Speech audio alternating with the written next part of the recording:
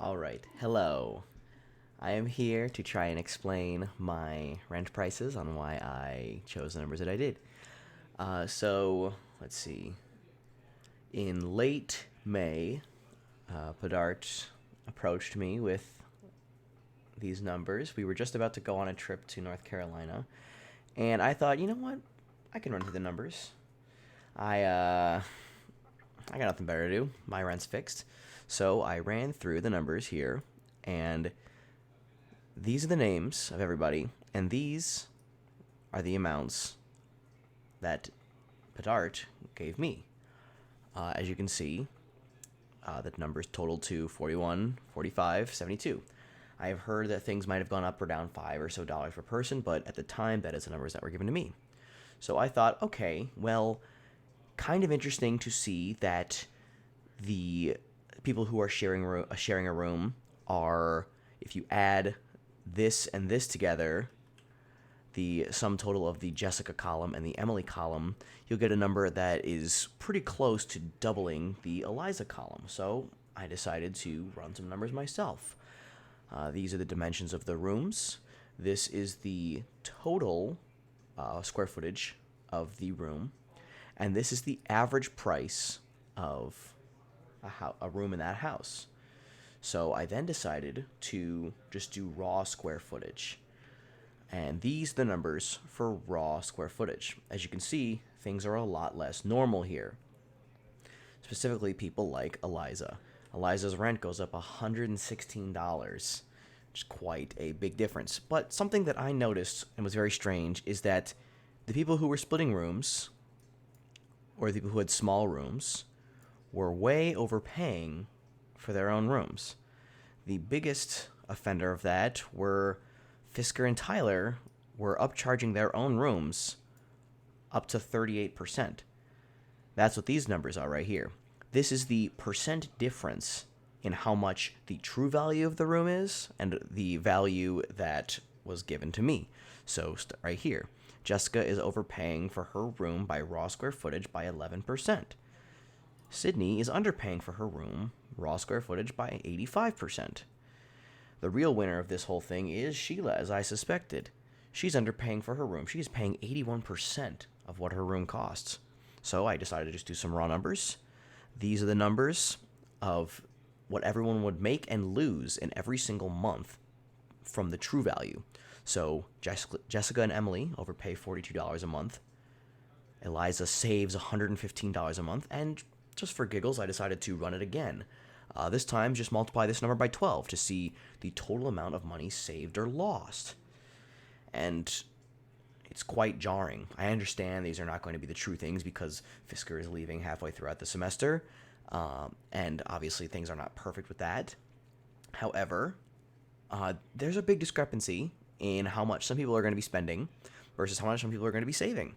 But the overarching theme was that the people who were living alone in the biggest rooms are saving almost $1,000 over the year, while the people who are living together or living in the smallest rooms are spending somewhere between half $1,000 and, in Fisker's case, $1,500. Now, again, obviously, Fisker will not be there the whole year. Numbers are subject to change.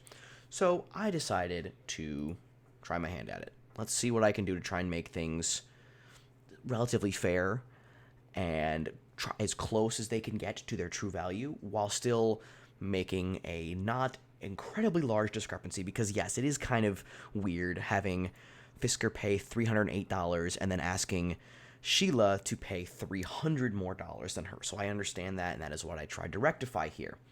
So these are my suggested prices.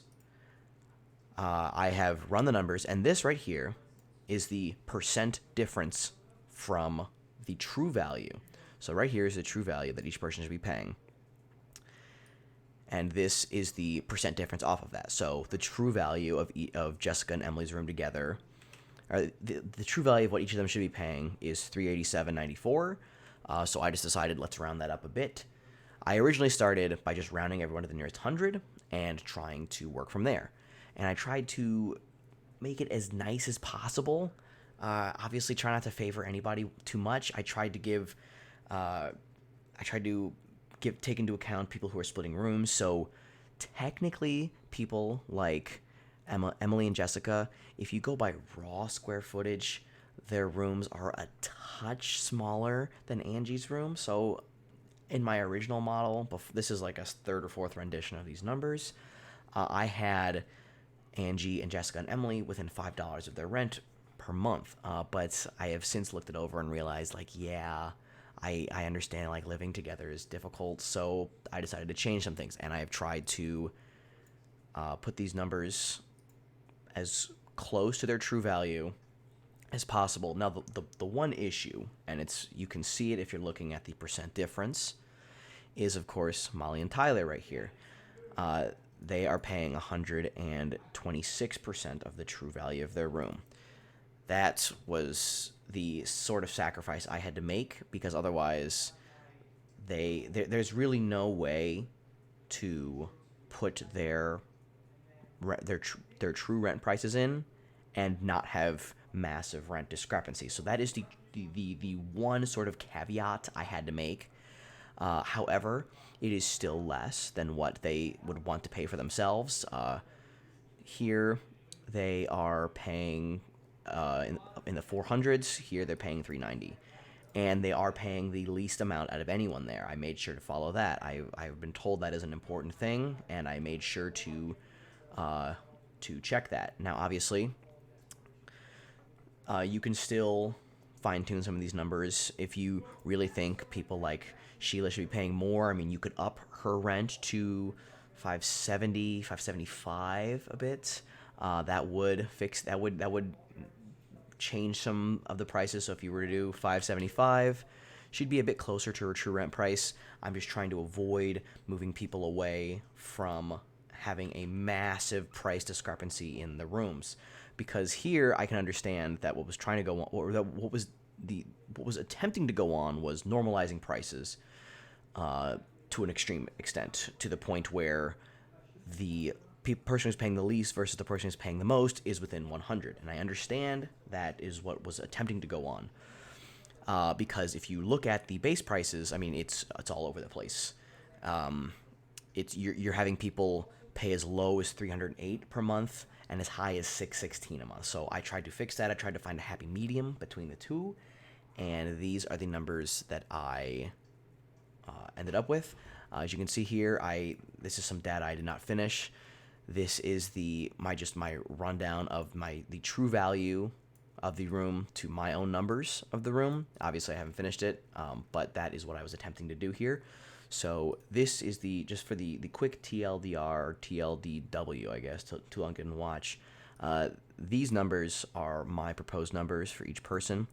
Emily and Jessica obviously pay the same amount because they are sharing a room. Molly and Tyler paying the same amount because they're sharing a room. Next up is Angie, because she's got a very small room, but she's still saving a little bit of money versus paying the true amount. Now, the one difficult part is when Fisker leaves, that rent price is going to be dispersed to everyone in the house.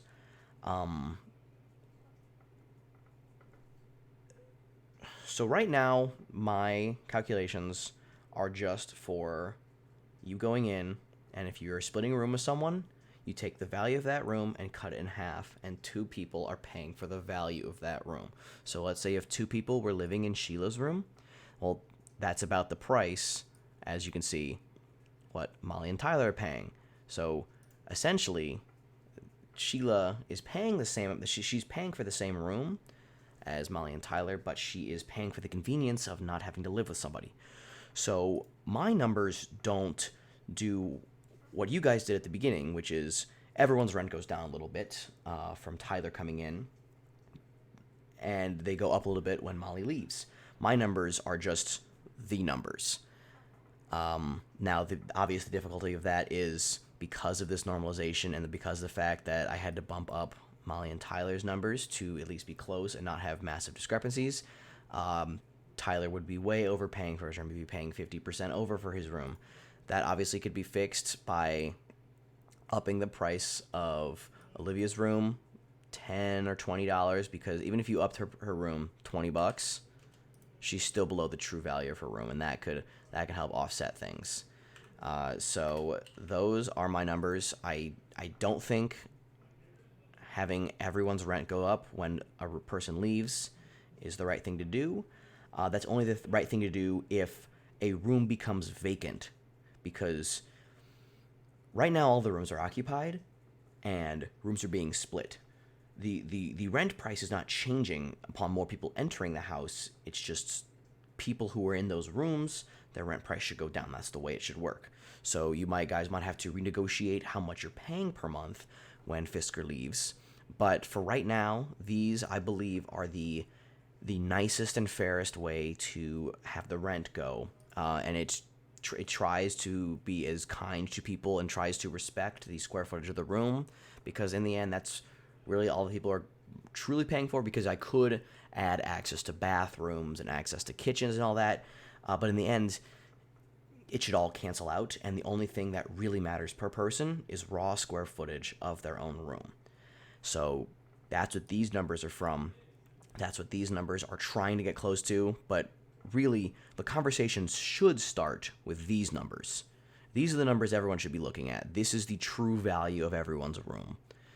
And I know it's difficult to look at. Like, it's difficult to go and tell someone like Sheila, like, hey, you were told you're going to pay $500, you actually have to pay $616. I understand that's difficult, but in my opinion, you guys should just restart the conversation. This is where it should start. This is where the conversation should start with everyone. Everyone should know the true value of their room, and then you can suggest my rent prices if you like that. There is some normality. There is let's see, from $390 to $650 is the total range of the rent prices, and it's still not perfect, obviously. People with small rooms are overpaying, people with big rooms are underpaying, but that's the sort of compromises I had to make, so the people would not be having massive discrepancies in their price. I hope this cleared up any questions you had about my numbers. If you have any more questions or would like me to run some more spreadsheets, I'd be happy to. And yeah, feel free.